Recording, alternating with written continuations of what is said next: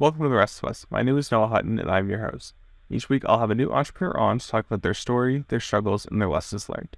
This week, my guest is Tyler Jones. He is the co-founder and CEO of Chizel.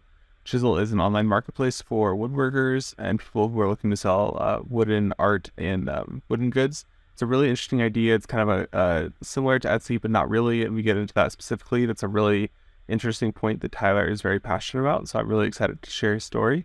So without further ado, here's my interview with Tyler Jones.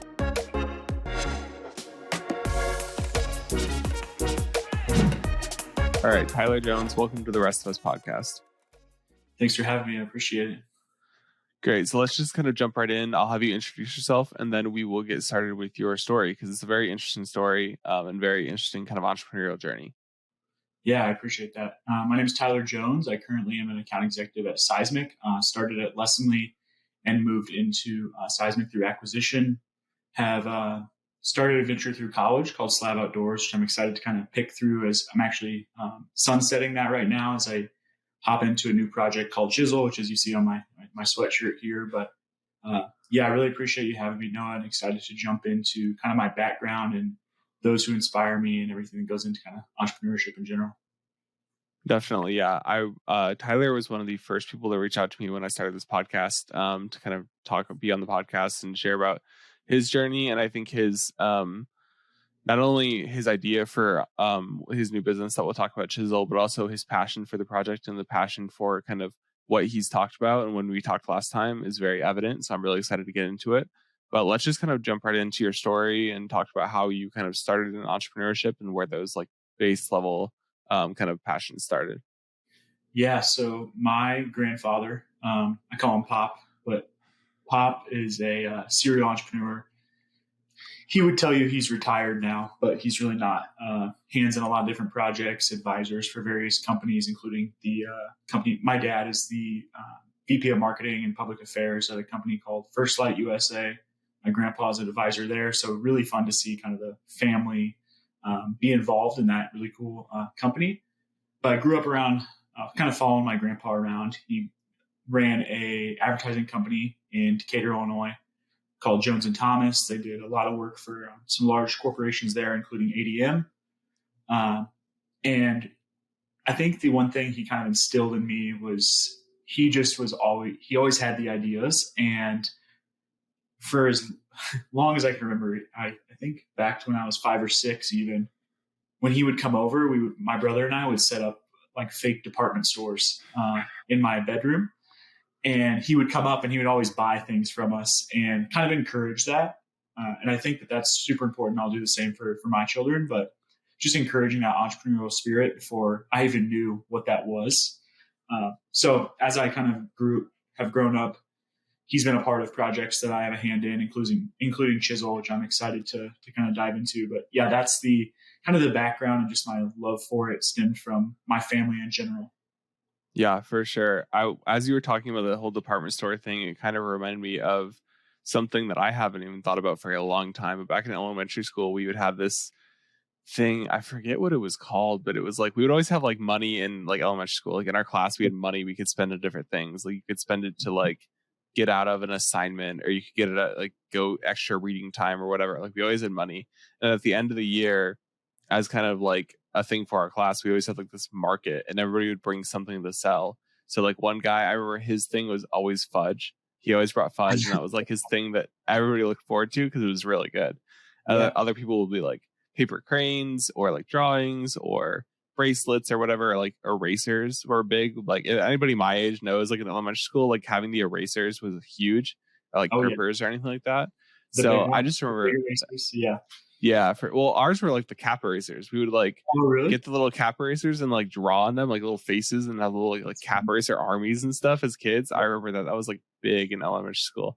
But yeah, it was kind of the same idea of like having this little like shop, and you had your own little storefront. You can make a sign and a poster or whatever for it. So yeah, definitely as a kid, it's super fun like way to kind of jump into entrepreneurship. And like I didn't even think about it that way. Like this, I did not remember it until you mentioned it like right now. But it's like that little thing that kind of plants the seed really young, and then like as you're kind of growing your entrepreneur journey, maybe you remember like, oh, like, and I was always doing this for a little bit, like in different ways. I was always kind of doing this little thing.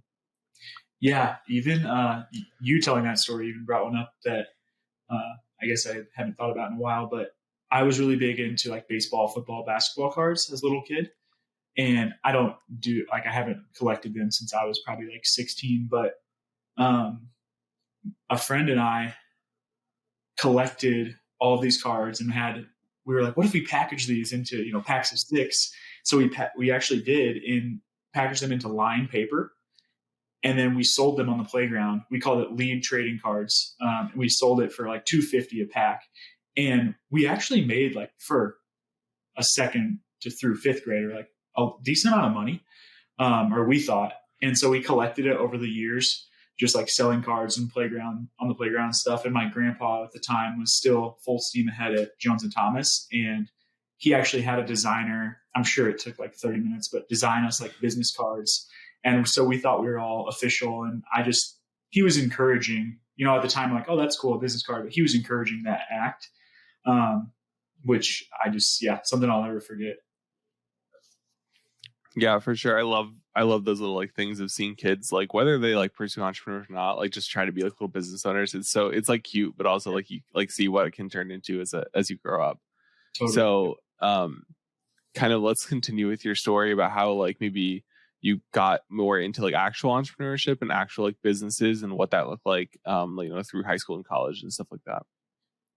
Yeah. So I feel like it really started in college for me. I kind of knew that I would go and study kind of an innovative entrepreneurship degree, obviously within the School of Business, but I always looked for unique degrees, which I landed at North Central College in Naperville.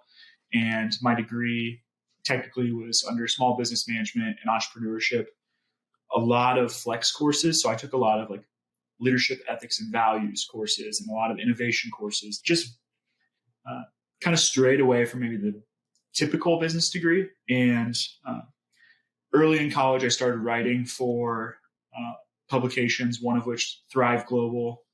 And that, although it wasn't a business, I think it kind of like pushed me to just do random things, chase certain ideas. I still do this from time to time, not as much as I would like to, but having an idea and then just sitting down and writing about it and turning that into something that's a little more structured. So that kind of pushed me to formalize ideas and concepts.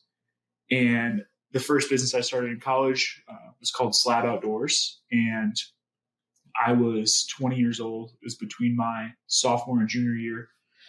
I went on a fishing trip with my dad that my grandpa actually did this fishing trip for the first time on the Chippewa River. It's about a 10-hour trip. My grandpa did it for the first time in 1975. And my dad did it with my grandpa, and then I did it with my dad for the first time when I was 20. And he was filleting a fish at the tail end of this trip. And my dad was,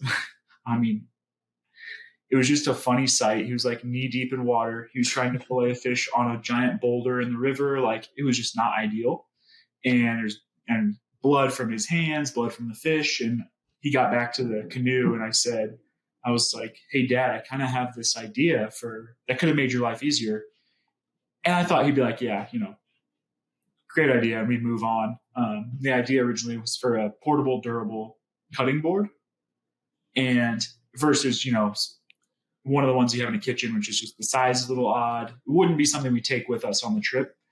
And he drove the whole way home 2 days later, 9 hours. I didn't drive for 1 minute because I was on my phone the whole time and we were just brainstorming, like, is there anything like this portable, durable cutting board? What are people using, etc. Worked through the idea. I got to North Central and there's always luck involved, but I got really lucky and I had a course with who's now one of my main mentors in life. Professor Chawla is his name. And so hopefully he hears this and here's the shout out for him, but it was in lean validation course. So it was all based around take an idea, go talk to potential customers and just vet your idea. So I went to Bass Pro Shops and I bugged random people and I said, when you fillet fish, what do you fillet it on? Do you use a rock? Do you use a table? And just slowly the idea grew and morphed into Slab Outdoors. And we built a brand around it. Had some, that's why we call it the Slab. At first it was nothing. We had shirts, long sleeve, short sleeve, hats, etc. And so that was in the heat of COVID when I got my first shipment. It was 130, I believe, of slabs. Just dropped off in my parents' driveway because I was just about to graduate college.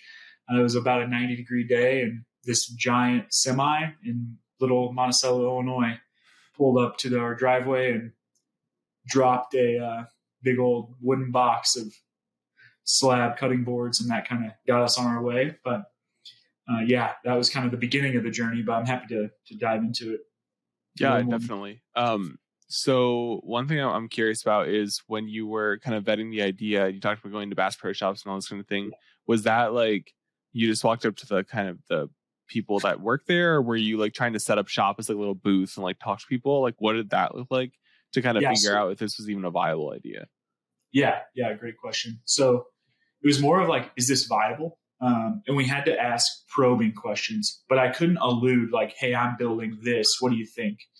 It was more of we had to talk to a certain amount of strangers, and we had to have a certain amount of people fill out surveys, and which very uncomfortable, by the way. Like, I would say one of the most valuable things I did in college was have my teacher say, go bug strangers. And one of my best friends, he actually had, obviously working on a different idea, had someone call the school to complain about him because he was just like so confident in it. And my professor loved that.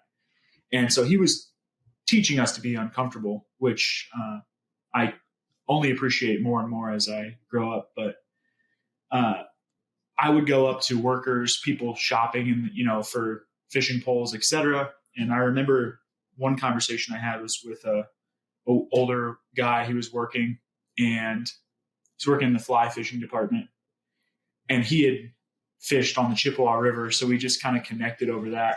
And he said, I was walking away and he yelled to me across, like it was probably like 20 or 30 yards. And he was like, hey, and I obviously stopped. I'm like, uh-oh, what's going on here? And he yelled, make sure it's bear proof. And honestly, like it was kind of a defining moment, just because we hadn't had even a prototype at that point. So I knew it had to be not just durable, but like extremely durable, which led to the slab being 4.5 pounds. I threw it off of the house I lived in college. Like, we did a lot of things to make sure, it was unbreakable. So when you were developing this product, what was the kind of turning point to where it got from like an idea and market research to like, I'm going to place a 130 unit order? Because like that's not cheap, and that's like a lot of work and a lot of like confidence in your product to order 130 units. Because I mean, it's expensive and it's a financial investment. So what was that turning point for you with that project? Yeah. So it's easier for me to talk about now. I'm sure I was much more nervous than I'll come across now, just because of all those things you alluded to. But there's kind of 2 points in that process that I think back to. The first was I was lucky enough to I had a 90-minute lunch at Chipotle with the COO and founder or co-founder at Spikeball. He went to North Central. I was introduced to him. I just randomly got to go to lunch with him. I obviously couldn't believe that. I mean, Spikeball is a global company, and we all know it by name. Like, it's almost a household name. I've watched it on ESPN, like all of those things. So, yeah. And he told me, for me, it just sounded like such a monumental climb to take this idea in my head and have it tangible in my hands. And so I was overwhelmed for sure. And he just kind of gave me some directories of manufacturers to look through. And he said, you don't have to pay for a mold. You can find people who maybe make similar items, and just message them like, hey, can you morph it into these dimensions? Can you, it was going to fold, which the seam needed to be a certain thickness to make sure it didn't snap. And so he kind of led, I always say he saved me a year of my life. And I really believe that because he pushed me to these directories, and I just stayed up super late. Manufacturing for me was, there's a lot of moral issues that go into manufacturing. So I wanted to work with someone that I, one, liked, and two, trusted. And I was able to I looked all over the world and messaged people, and was able to find a manufacturer. We eventually moved it to the United States, but for that first order, had a great relationship with a man overseas that we just slowly, I was like, can you make it this thickness? Yes. Can you make it these dimensions? Yes. And just over time got there. I think the hardest ask with the manufacturer was the 130 items. Like, it is a lot, and it was a lot in my eyes, but it's nothing to a manufacturer. So once we got that all sorted out, I actually approached some family members, and I said I was just going to do I shouldn't say very small, but a small round of friends and family to just get a couple products off the ground. And it was an awkward conversation, to be honest with you. Like, I left and I did not feel good about it. And I eventually messaged them and said, hey, like, I really appreciate your thoughts around this, but I don't think this is the right move, I guess. So thank you, but let's just kind of like go about our relationship as is. And then I was telling that story to another family member, and they actually offered and said, well, hey, we'd love to help you. So it was like the people I didn't ask actually ended up saying, hey, we'll give you a little bit of cash here to help you. And if anything, at the very least, like, you're going to learn a ton. And that's exactly what happened. Like, we had, during COVID, it was kind of a blessing because a lot of people were outside. And a lot of people were supportive, especially my family, friends, and such. And got to a point where I don't know if you had seen this, but there's a country singer. His name's Riley Green. He's very, very famous now, but at the time he was kind of getting more famous. And I messaged him on Instagram, and I'm not like the biggest country music fan, so I was just kind of like testing waters of different mediums. Messaged him, and I was like, hey, can I send you a bundle? And he messaged me back with his home address, and was like, yeah, I love it. Like, thank you so much. And there's been videos at concerts and within TikToks with him wearing the slab gear. And that came at like such a interesting time where I was feeling like, man, this is tough. This is slow. And then that happened, and it was just kind of like a pick me up a few months after we launched. So just kind of like a cool nugget along the way. Yeah, definitely. I think it's one thing to ask like a family member, or like even just a person in general, to like buy a shirt or buy like a thing, or just make a financial investment. But when you're asking them like, hey, I'm making an order from a manufacturer for a physical product that is very niche and very specific, like that's like a whole nother like thing to ask. And so it's like, it's just like I don't have like physical products that I'm doing mainly for that reason. Is like, it's just a whole nother ball game of like how you're gonna do that business, and you have to be confident in the product and like see need for it, because it's a big financial investment. That's really cool that you got like a country singer as kind of a celebrity, quote unquote, to endorse the product. Or I get that, because that's like, it's like we talk about all the time in entrepreneurship. Like it's all about who you know, and like getting your word of mouth and stuff like that. And that's like, it's even more true with like physical products, because you have to have people like not just endorse you, but endorse the product and endorse like the thing that you are selling. So getting somebody of that nature, it's like you already have a bigger network of people to reach out to. So that's like a really like not just smart, but lucky like opportunity in that process of the product. Yeah, definitely. Yeah. So Slab grew. How did Slab grow? And I know you talked about kind of making that your college project through college. So like, what was that process like, and how did it kind of grow to the point where maybe the height of it? And then you talked about sunsetting it now, but like, what was that growth process like?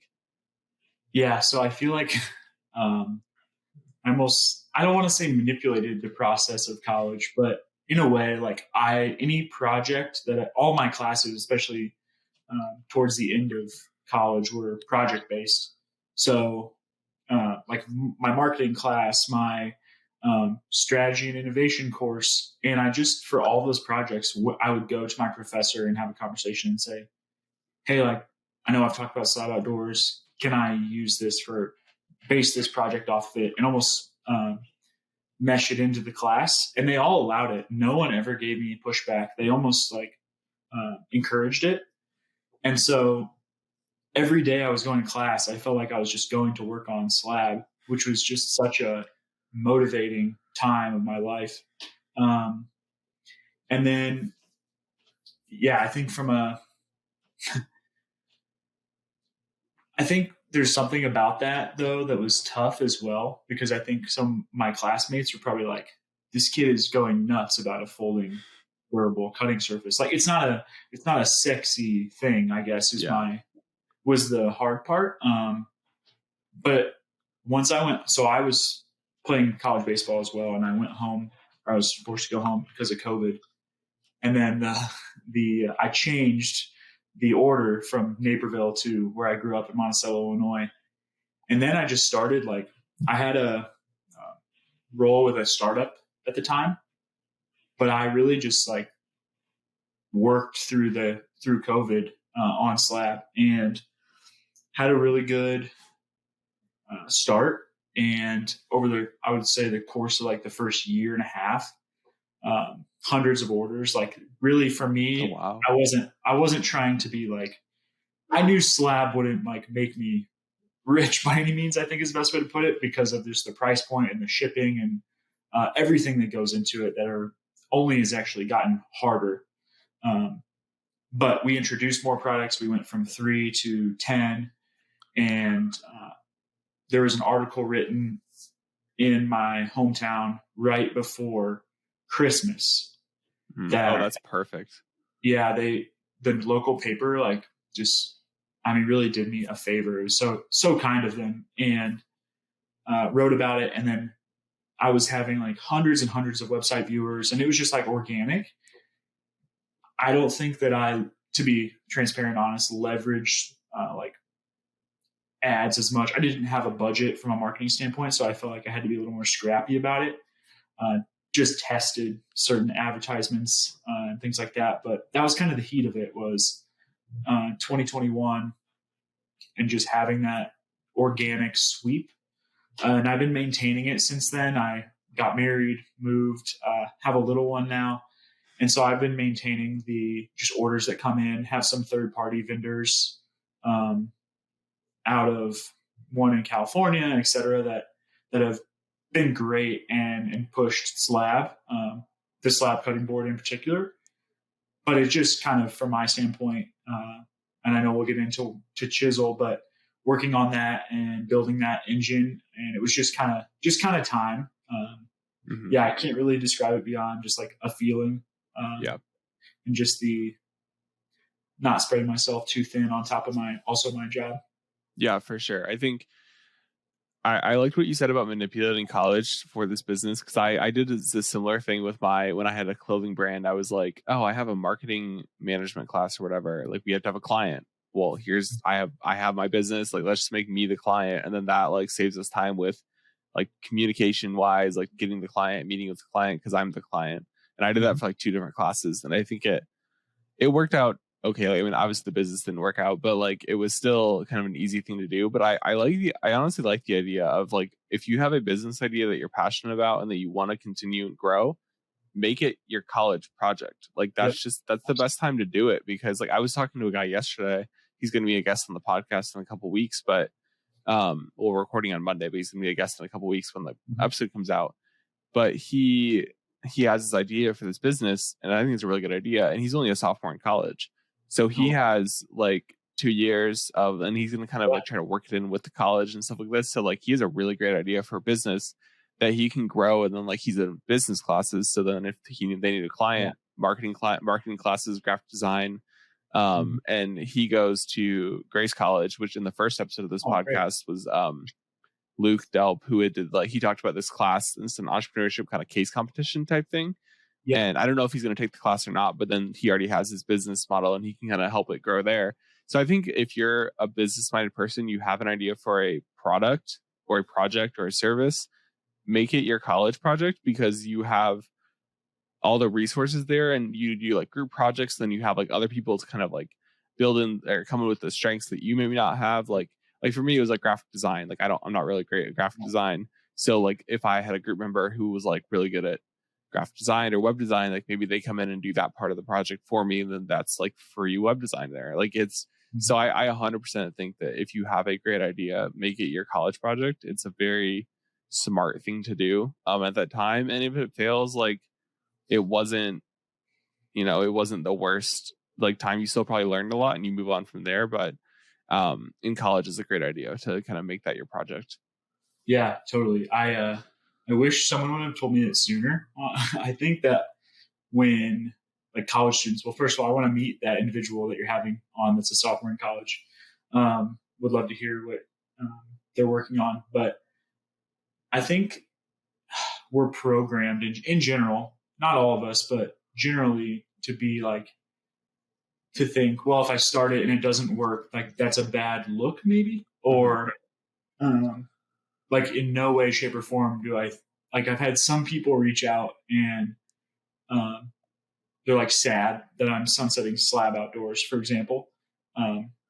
But I have no, like, in my mind, I'm like, oh, it's just time. Like it wasn't like, it's not like the death of Slab, that's not how I think about it. And I think that's changed for me, like the prior years, but I think we need to better encourage students, especially like if you start a company in college and you work on it for a year and it doesn't work out, like that's great. Like you have the rest of your life to take that and work on other things. 100%. There's a podcast, I'm sure you've heard of it, but How I Built This. Yep. And I'm just listening to one, the Butcher Box episode, and the guy, Mike is his name. Mike says a failed venture or project isn't a failed entrepreneur, and then it took him a long time to realize that.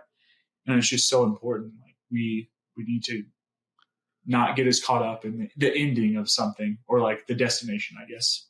100%. Yeah. It's all about, it's a very long-term kind of mindset and process to be an entrepreneur, because like right now, like my business is real estate media, and I'm doing other things as well, but like that's kind of the core, like main offering. Will I be doing real estate media in 5 years? Maybe. I don't know. Maybe it'll be successful and I'll want to do it for 5 years. Maybe I won't. Like, I don't know. So it's like not necessarily a bad thing to just kind of transition your business. I talked to another guy and he kind of started this business with this name, and he's going to be another guest. I don't want to give too much away because I'm excited for him to share his story. But he started this business in college, and then like 3 or 4 years later, I don't know, it was a couple years later, he took the kind of marketing and branding around that business and transitioned it into what he does now. So like even in college, like let's say you have a business idea and maybe it's a general, just like an agency or something, like something really general. If it like fails at one level, maybe transition it into a different thing if you want to continue that like entrepreneurship journey. It's a very long-term mindset. You're not going to be successful in the first like 2 years. Maybe you will, and that's fantastic if you are, but like, think about it as a long-term thing and not a like, if I don't do this in 6 months, I'm a failure. Because that's like a really harmful mindset to have, because it's a very long process and a lot of ups and downs and stuff like that. But it will work out eventually if you put in the work and kind of the mindset and all that stuff. Yeah, definitely. I had someone tell me this past year that it'll take as long as it should. Like, I think we're especially right now in the last few years, like we see people raising money for company, that's great, by the way, like raising money and hiring quickly and like all those things, and growth obviously in certain areas of business is great. But I think when we celebrate it, we put pressure on people that they might not need to do that. And when you think about what you were just saying, reminded me of like success and kind of how we define that within entrepreneurship and within companies. And I think a lot of us think in terms of monetary value. which, yes, there's a lot of success tied to that. But there's also a lot of people that get very wealthy, per se, off of companies that, don't do that well in the long run. And that's okay. But I just think for us to we just need to have a better understanding and expectation for what success looks like for each of us. Yeah. I mean we talked about this in various episodes and in various different ways, but like business success and like just your business in general and the journey looks so different for everybody. Like we talked about it in an episode with Luke Menard. He was talking about how like we talked about how like in if you're a videographer, like you don't have to do everything. You don't have to be the director, producer, cinematographer, writer, editor, everything, like graphic design, graphic artist. Like you can do just the cinematography, and that could be your gig. Like that could be if like people hire you on just to work the camera, or people hire you just to be an editor, or people hire you just to write scripts. Like you don't necessarily have to do everything. And like for a business, like maybe you do everything. Maybe you're a full service marketing agency, or maybe you're just an SEO agency. Like you can kind of your business journey and how you like measure success is so different, and so kind of it just varies a lot. So it's not like if you're not like you said, like you don't have to hire like right away. Like hiring is not necessarily a measure of success. If you can hire and if you're in a position to hire and raise money and stuff, go do that. Do that for the business. But if you're not, or if you don't if it's not right now, you don't need to, and that's fine. And it'll just be a longer process. And like you said, like it takes as long as it needs to grow. Maybe it's 5 years, maybe it's 3 years, maybe it's 6 months, like whatever it is, like it'll just take a long time, or it'll take the right amount of time. And and it might not feel great right now, but in the long run, you'll kind of look back and be like, oh, that was right. Those decisions like were the right way to go about this. Yeah. And then you'll look back and you'll say, oh, I shouldn't have done that, or I was too aggressive in this time, or, I was not nearly as aggressive in this time. And obviously hindsight is 2020, but that's how the next time, that's why starting to kind of bring this back, like starting a company when you're in college or earlier. Not that there's any right time or wrong time, but you're going to learn how you operate and where you miss more and earlier to make sure you're more calculated down the road. Definitely, for sure. So let's kind of transition out of Slab into kind of where you are now, and even like right before Chizel. I know you talked about because you still have a full-time job in like a 9-to-5 type thing, but you are also are doing the entrepreneurship kind of side. So talk about the decision to go the 9-to-5 route, and also kind of the entrepreneurship later in life. Like what does that mindset look like? Yeah, so I work. I started at Lessonly as a learning management system software company here in Indianapolis, where I'm located. And I don't know if I would call software the typical 9-to-5. There's just a lot of uniqueness that comes along with it. And so with Lessonly, I was the 190th employee, and then we grew to 260 around there. We were acquired.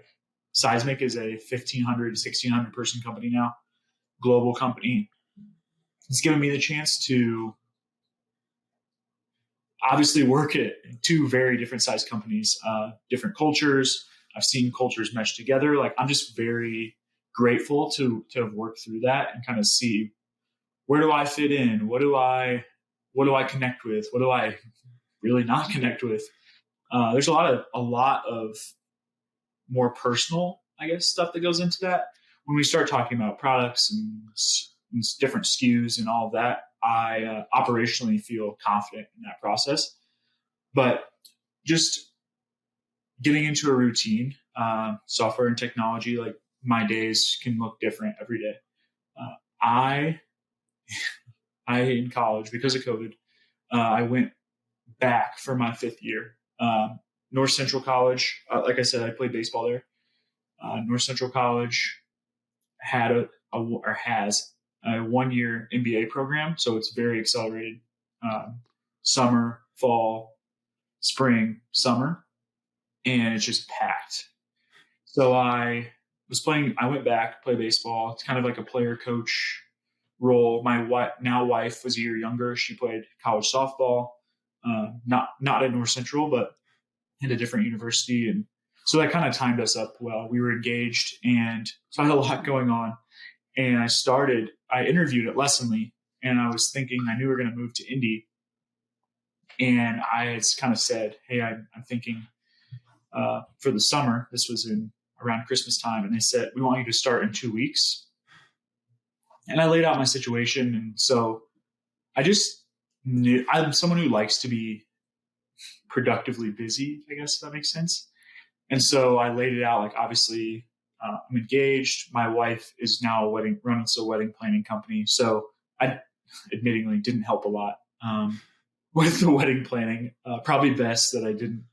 But I was getting my MBA, playing baseball, and working at Lessonly. And I guess I was a little worried about myself at first and just like juggling all that. But it's, for me personally, I would not I'm not saying that's the right thing for everyone. But for me personally, it's probably the best thing I've ever done, because I just learned so much about, like, okay, can I be this structured? Can I still enjoy myself when I'm this structured? And I learned throughout it. I was far from perfect. I had a couple teammates stop me a few times. This really like strengthened our friendship, but just say, hey, like, don't forget, like, there's only so many practices, games left, etc. And that I just needed to hear it. Like, I was just running too fast. And so I learned throughout that year, and that kind of bled into my life now. So yes, I work at Seismic, and I put everything I have into that job. And the people around it I surround myself with.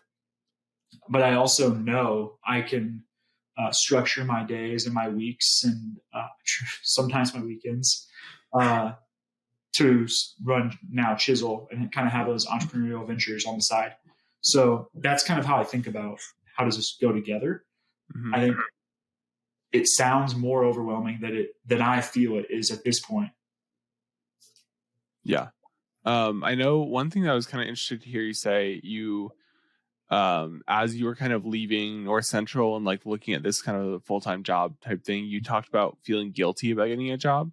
So kind of that, like, why did you like think that way? And like, kind of like, what was the mindset there and the emotions there?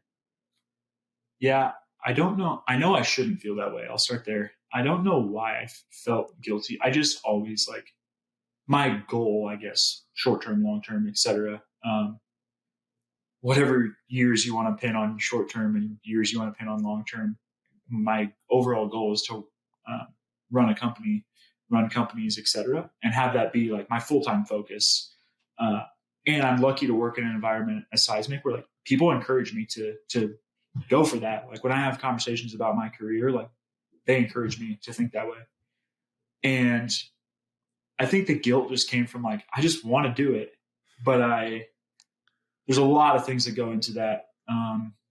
Obviously I'm married, and this is very subjective. Like, everyone's situation is different. I was married, and we were moving, and there's just a lot of pieces that flew into our personal lives together.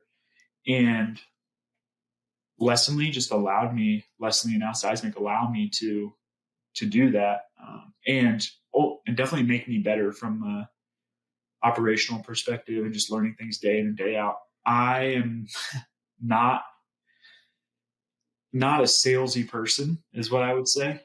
And, like, I remember being 14 years old and going to a movie, and my mom saying, "Hey, Tyler, how are you going to pay for that?" And I was like, I don't know. I was too afraid to ask. And my parents are great. Like, they would pay for me to watch a movie, at that time.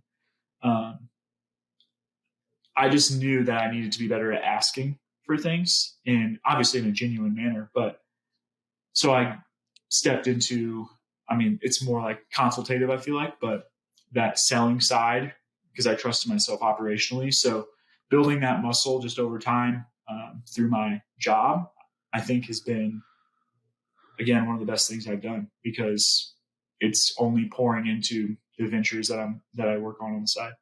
Absolutely.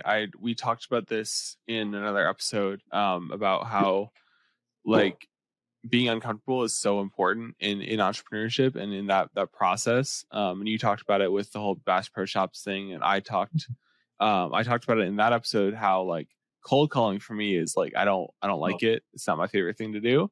yeah. But I don't think anybody likes it. I don't know. Maybe some people do. I once I get into a groove, I do enjoy it. But like in the first 5 or so are very uncomfortable. Hmm. Um, but when I was in college, I was part of dance marathon, and one thing we would do is we would go to Walmart or we'd go to Kroger or whatever, and we would stand outside with a red bucket and say like, "Hey, would you like to donate to Riley Hospital for Children? We're raising money for pediatric cancer research." And usually you get a no. Sometimes you get a yes, and it's a pretty Yeah. universal kind of thing. So a lot of yeses, but it taught me how to like kind of be comfortable getting told no to, Oh yeah. and like it's such a huge thing. So if you're in college maybe, or if you're in, even if you're not in college, like learning how to do sales and do cold calling and all this stuff, like it's going to be so uncomfortable in the beginning. You're not going to like it. It's going to be rough. Yeah. You're going to have people like on the phone like, why are you calling me? I'm so confused. Like it's not a great feeling. But learning how to, and doing your reps, like it's just, I've done hundreds of cold calls. Like it's just doing your Yeah. reps, and you'll get a yes eventually and it'll feel great. So it's so important just to get those reps in and get that kind of selling mindset, because that's how you grow your business. You're trying to sell something. That's generally what a business is trying to sell a product to somebody who maybe didn't have that product in mind for buying it, especially if you're a new business. So whatever way you get your reps in, in that way. For you, it was Seismic. For me, it was Bucket Blitz and Dance Marathon. Whatever Yeah. way that is, like get those reps in, because it'll help a lot in the long run with your business for sure. Yeah, definitely. I think the cold calling is such a good example. Yeah, not something I like to do either, to be honest with you. Yeah, nobody really, I don't think anyone wakes up and like, man, I can't wait to cold call today. But I do think, I'm from the Midwest, and I know that's like there's a general like Midwestern character to all of us, right? But the athlete in me comes out every once in a while. My wife and I joke, we're both so competitive we can't even play ping pong against each other. Um, but there is a lot of like growing that thick skin, because your experience with a cold call, having someone hopefully just say no nicely, but I'm sure you've had worse. Yeah. Um, I've had everything in between yeah, there. The yeah. yes to the aggressive no. Yeah. And someday, you might, who knows, you may go and this goes for everyone, go and you're raising millions of dollars to chase an idea, or a concept, and people are going to tell you no, just as if you were calling them and saying, hey, I'm doing real estate photography, and it's really like it's the same motion. I know there's a lot more details and things that go into raising money and all of that, but it's the motion that we build, and the earlier you can do it, the better. Absolutely. You gotta like and it's a process. It's like like we said, this is all long term. Like Yep. you could do 1,000 cold calls and it'll still be rough, but the next 1,000 Oh, might yeah. help. Like it's just you just have to do it eventually and get your reps in whatever way you're gonna do it, because it's just how business works in a lot of ways. But Yeah, definitely. so I'm excited to get into Chizel, because I think it's a really interesting idea, a really unique product or service, I guess, platform. So talk about like what Chizel is and what the vision for the company is, and kind of the product service platform of it. Yeah, so I feel like it explains itself pretty well. So I'll do my best. But Chizel is the online marketplace for vetted and experienced woodworkers to sell their high quality pieces to shoppers near and far. So we're in a soft launch phase right now, aiming for a more formal launch in late February. Kind of the story behind it, my grandpa, to come bring this full circle, is the last 10 years has just become an incredible woodworker. Builds dining room tables 20-person dining room tables that can be sold for tens of thousands of dollars, and has a pretty intense wood shop that there's always good music on it. Just like a very Nirvana-like place, I guess. And I've always connected with that, like going to see him and he's not in the house and he's out and like in the wood shop. It's just some of like the best moments of my life. And we've always talked about, man, there's all these undiscovered, underappreciated woodworkers who either one, don't have a website or anything. Two, they do, but they can't bring people to it. Or 3, they just don't want to deal with they don't even want to think about any of it. I come across a lot of woodworkers on Instagram, for example, that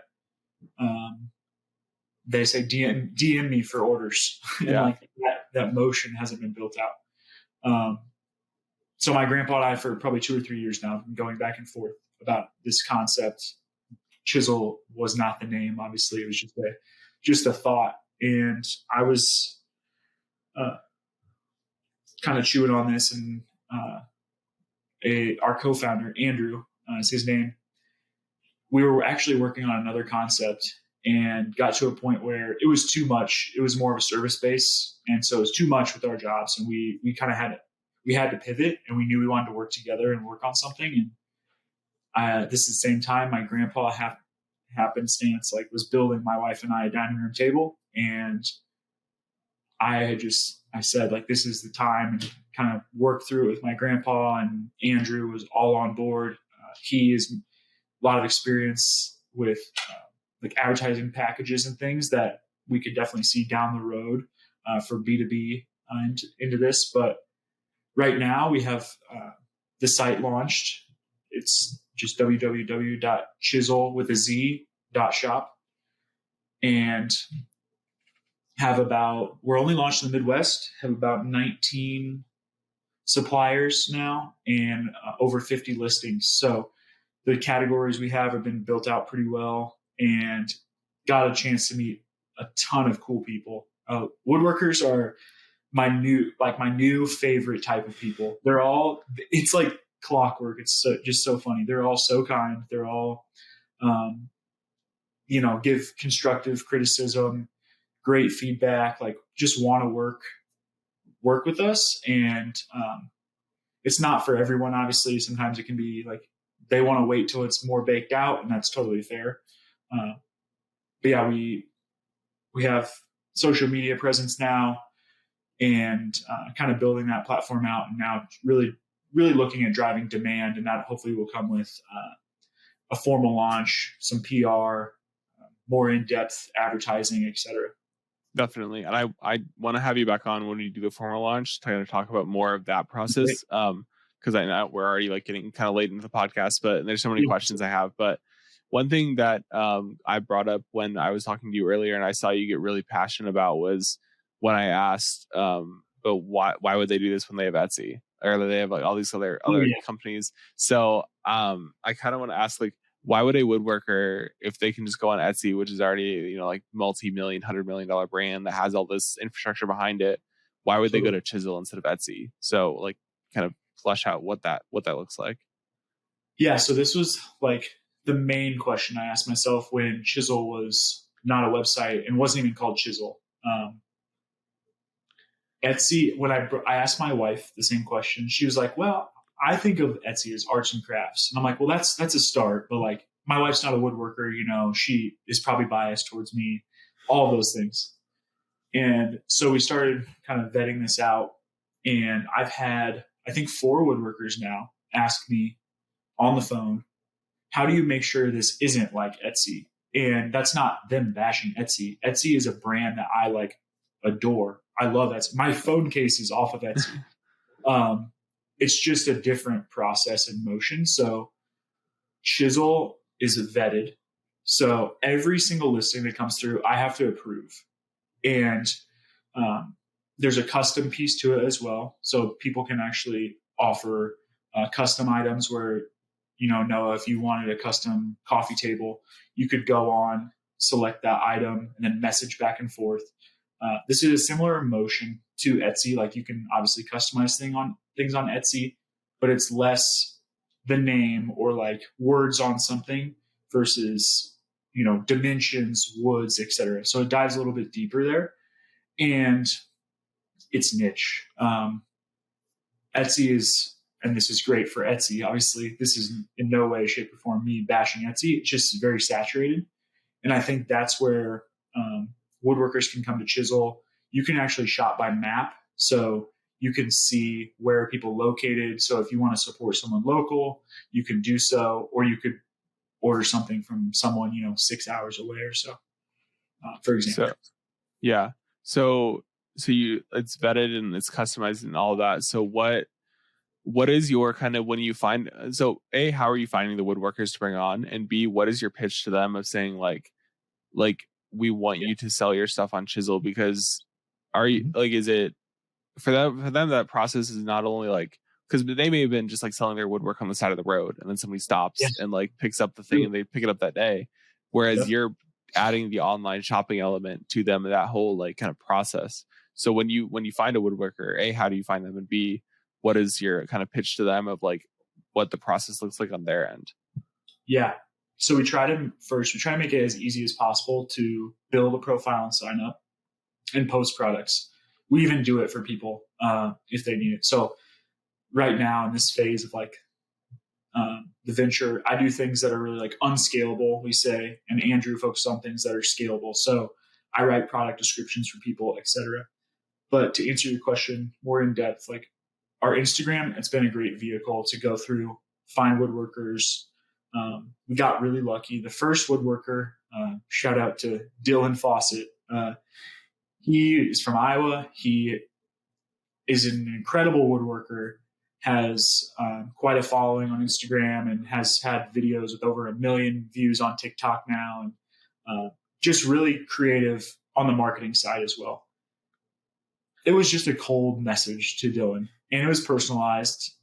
We find people with work that we like and think will present well on a site, because similar to Airbnb, how they started, like their photos at first are really poor, and they visited their the people that were listing their homes, and they said, can we take better pictures? And then they saw more bookings. Like, it has to be presentable. And we just have vetted that along the way. So we go and we have a 4-page sign up sheet that if you have any questions, some people don't, this thing covers everything you could imagine.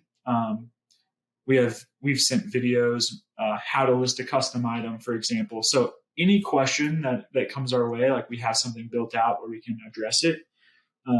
But we've really found people through Instagram. That's really I think actually every woodworker we have partnered with so far has come from Instagram. And now it's starting to be a little more, we don't have to reach out. We've had a few people just sign up and reach out to us, which is great, just through content and such. But reaching out, finding people that are doing great work that don't want to spend their time marketing and can get a digital storefront up in 20 minutes. Definitely. And so my next question would be then, and I'm kind of like grilling you on like kind of the business process of it, but like, so you're like, you talked about the non-scalable versus the scalable stuff. So you're doing the non-scalable stuff, Yeah. and then Andrew's doing the scalable stuff. What happens when you hit 50 woodworkers, 100 woodworkers, 1,000 woodworkers? You're not going to be writing product descriptions for all of their listings. You're not going to be writing all of the stuff. You're not going to be able to like onboard them one by one. Mm-hmm. Maybe you do. Maybe you have a call with every single one, but like that's not scalable at some point. So like, what does the growth process look like for Chizel, and what does like the scale process look like for Chizel? Yeah, it's a great question that I don't know if I have a great answer to right now. Actually, something that Andrew would agree with this. I have I'll say a severe problem of looking too far ahead, where he's really good at looking at like the right now. And so I've been trying to rein myself in to just focus on like now through the end of February for formal launch. But to answer your question, or to attempt to, I think of it as like, yes, customer support or customer success, but just like platform focused.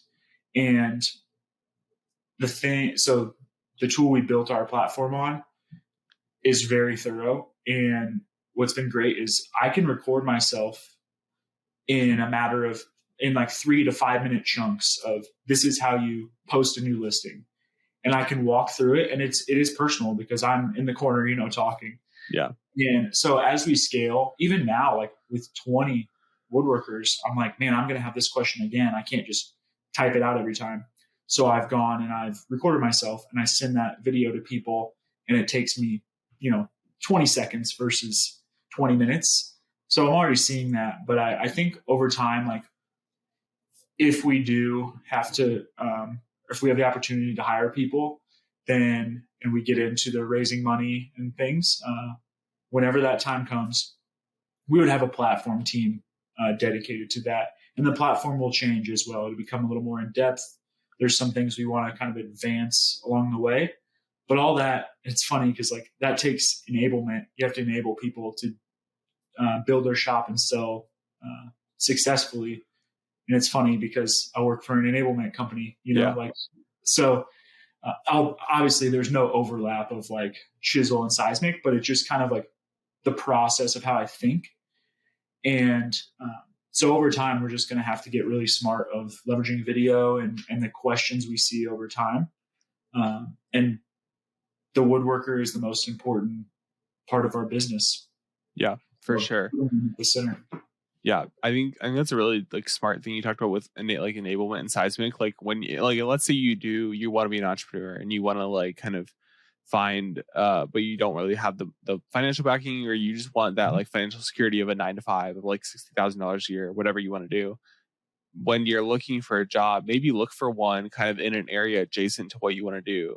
I wouldn't suggest like going into like working in a direct competitor to what you want to do, because that might cause issues in the future. Like if you worked at Seismic but you want to build your own enablement company, like there may be some issues there. But yeah, big competition issues and exclusivity issues and stuff like that. So maybe like if you want to work in the fashion industry, learn at retail or work at e-commerce for another type of product, like selling, like you work at like Chizel, but you want to start your own clothing brand. There's kind of like a similar like e-commerce area there. Totally. But you're still learning a ton. You're still learning. Like for me, like I started a podcast because, and part of what enabled me to do a podcast was my internship that I'm still currently at.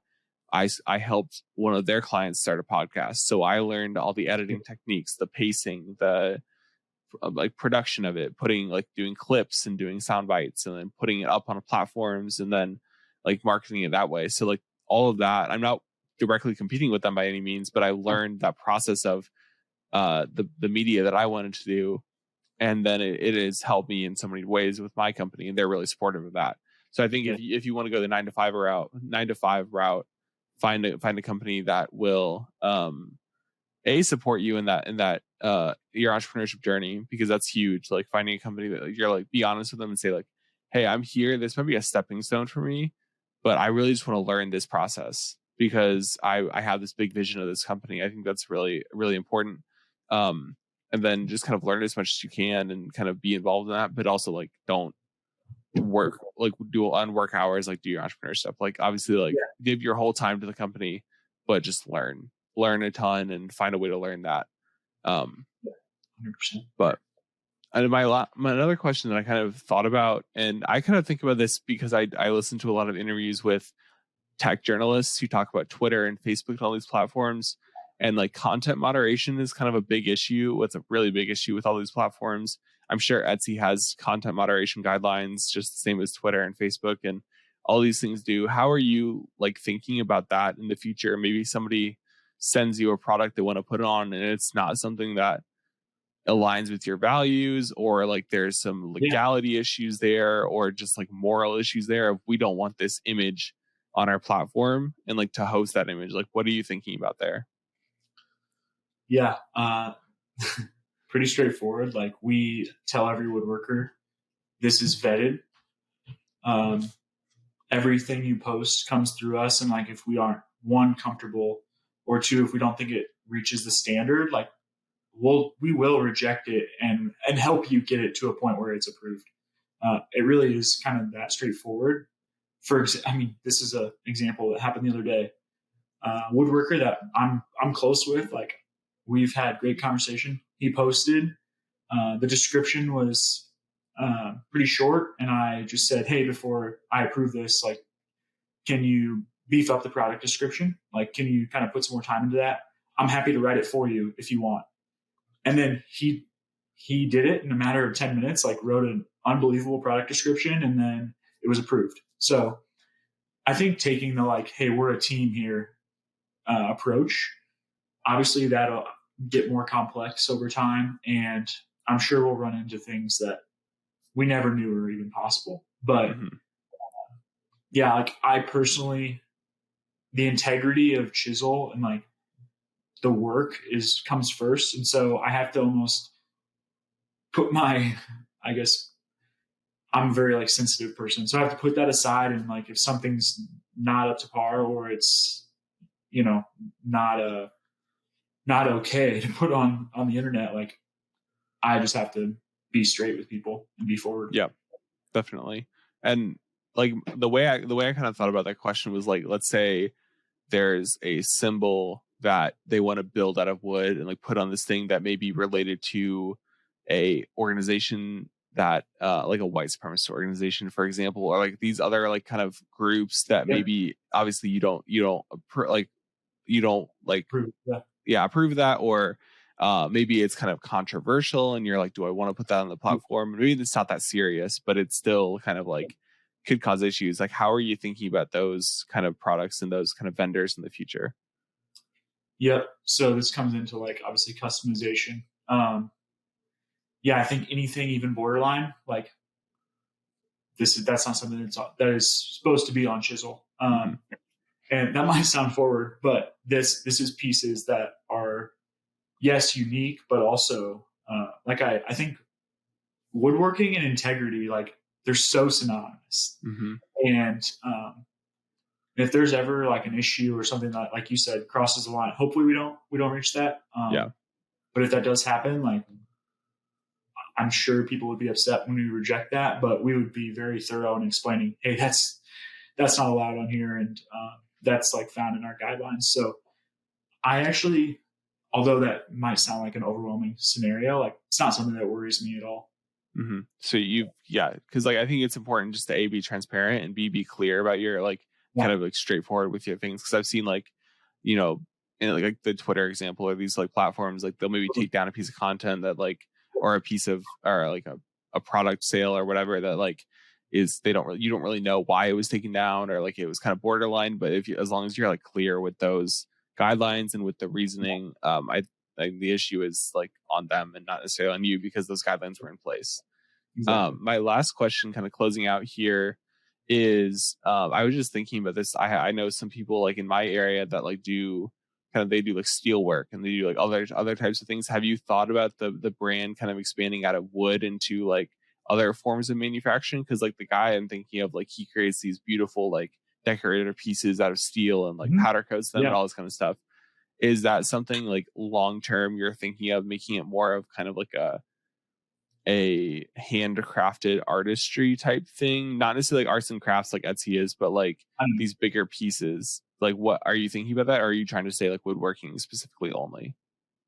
Yeah, I think the yes to both. But to explain further, right now, short term, I think it's important to, and this is me trying not to look too far ahead, to pour into woodworking, to pour into Midwest, because I think if we overstep, then we don't have a chance. Like we have to monitor and pour into Midwestern woodworkers. I think as we expand and we walk through kind of the phases we have built out, I think absolutely somewhere down the road, there's a world where we introduce, like steel, for example. I've met some people that make incredible steel items.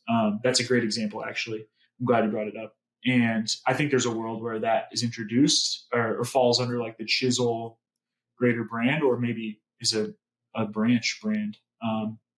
But right now, woodworking is like solely our focus, because I think we'd be doing ourselves a disservice if we kind of bit off more than we could chew. Yeah, absolutely. It's the same for almost any entrepreneurship venture, is like niche down into one product or service. Like maybe you're a little more general, like just social media in general, or you're like, we're going to sell like bracelets, or we're going to sell tables, or whatever it is. Like that's still niched enough to where you can focus on those kind of products and ventures. And then like once you get kind of, maybe you have like a ton of clients, and maybe you're like, people are constantly asking you, do you do this product? Will you offer this in the future? And then you get to a point where like you've kind of you've grown it to a point where you're really comfortable with the product. Then you can kind of start niching out, because maybe you get like burned out. Like maybe let's say like in 5 years you do like wood for 5 years straight, and you're like, I'm kind of like, wood is kind of like, we've hit it, we've got it, we got the process down. and like, Yeah. let's kind of try something new. So I think just with general and any entrepreneurial venture, like it's important to kind of be thinking that way. But also like you said, like keep a really focused mindset in the beginning, because that's how you're going to like really hone your skills and hone your business idea for sure. Yeah, 100%. So Tyler, thank you for joining me on the podcast. This is great. If people want to find you online or find Chizel online, where can they go to find you? Yeah, so like I said earlier, Chizel, the website, is www.chizel, spelled with a Z instead of the S, .shop. And then me personally, I have a personal site, just tylerajones.com. And yeah, that can be found through my LinkedIn as well. So happy to always, like, if you're here in Indianapolis or in the greater Indy area, happy to grab coffee, Zoom, etc. So I appreciate you having me, Noah. Absolutely. Well, thank you for listening to the rest of this podcast, and we will see you next week for another episode. Take care. Thank you for listening to this episode of the Rest of Us podcast. If you enjoyed the episode, please consider leaving a rating or review on the podcasting platform of your choice. It really helps me see that you are enjoying the episode, and also helps other people see the podcast. Also, please consider giving a follow on social media. All the links will be in the show notes down below. Also, in the show notes, there is a link to the Rest of Us newsletter. This is a platform where I'll send out different takeaways from the episode, resources that were mentioned in the episode, and also notifications about new episodes. So make sure you click the link to subscribe there. So episodes are released weekly, and I will see you then on the next episode of the Rest of Us podcast.